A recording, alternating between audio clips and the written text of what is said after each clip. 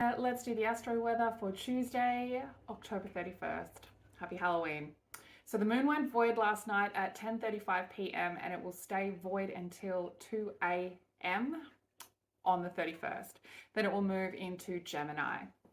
So hopefully moving into Gemini is going to give us a little bit more energy if you have been feeling the heavy weight of this eclipse and Taurus full moon. So a Gemini moon is going to make us a little bit more curious, a little bit more responsive, a little bit more willing to communicate and to learn new things, and it's going to really improve our mental faculties.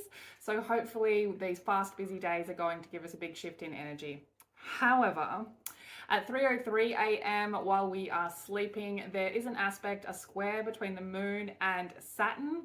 So Saturn on its last few days in retrograde in Pisces. So this is going to really unbalance the feminine energy. It's going to bring quite an emotional and teary and depressed kind of vibe to the morning. So just if you have any meetings that are about issues that could trigger you to an emotional reaction, or with somebody who's in their feminine energy, just be aware of that. Cancel them if you can. Save them till later in the day or another day this week, because this is not really the energy for that.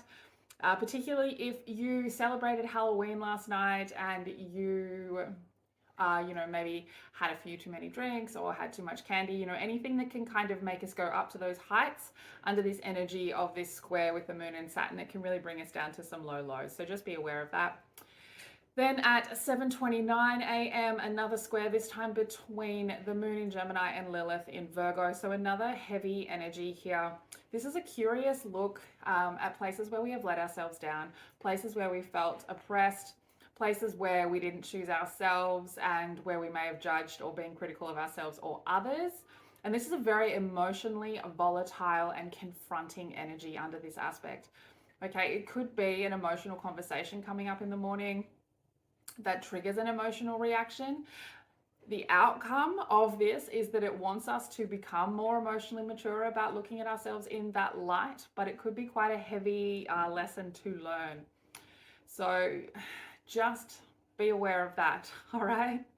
At 2:57 p.m., the moon is making a quintile aspect with Neptune in Pisces. So this one, it's that curious moon again, and it's trying to make sense of the illusions, right? Neptune in Pisces kind of brings us to this illusionary state, and sometimes that can turn into delusion. So while we are under the energy of that moon in Gemini and that Lilith in Virgo, we might find that this aspect really does help us look into that a little bit more, really does help us kind of shift from, the deep, dark, unseen emotional state into a more visible and feeling state. So we might really be able to see how and why and understand the ways that we chose somebody else or that we let ourselves down under a different light, okay? Because then at 3:22 p.m. we get like a compromising aspect. So the sun in Scorpio making a quincunx aspect with the moon in Gemini. So this will help us balance out that masculine and feminine energy, and we'll be able to start seeing a little bit more logic coming in, because that sun in Scorpio is going to come and shine light on that emotional curiosity of Gemini from those issues that we've been dealing with throughout today. So this could be a conversation that's looking for compromise. It could be just a thought process within yourself that is looking for compromise. So just, that sun in Scorpio wanting that intensity, wanting that passion, wanting that taboo conversation and being comfortable there. And the moon in Gemini, so in our emotional state, being curious about the emotional state might make that compromise that we need to be able to understand the aspects that Lilith in Virgo is bringing up could be very helpful. Then at 9:27 p.m, the moon makes a semi-sextile to Jupiter in Taurus. So again, some more curiosity coming up here, but about abundance. So this will help us feel a bit more generous. We will be a bit more overly sensitive. So yes, a bit more overly sensitive, but also feeling quite generous. So this curiosity might lead us to some new thought patterns in relation to how we are abundant and how we expand. So you might have some new roads to go down in relation to business because of that curiosity there. So 11:51 p.m, we have a trine between Venus in Virgo and Uranus in Taurus. So this will make us very sensitive to love, very sensitive to our emotional state. And it will help us to see a way to bring more balance to a relationship situation, or we will be able to see the current balance in the relationship situation that may have been clouded a bit by that Neptune energy. So it's going to help us connect well with others, and it's going to give us a very creative look at things.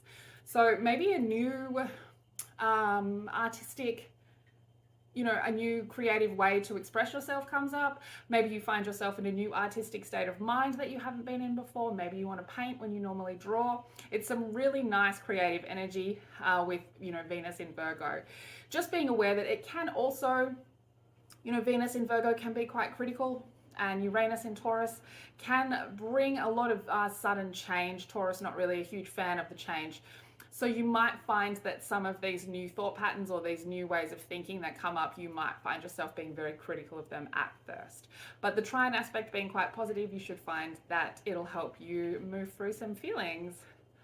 And that's all I've got for you. So I hope you have a happy Halloween. Try not to get too much into the candy for the sake of your mental state. And I'll see you when it's November.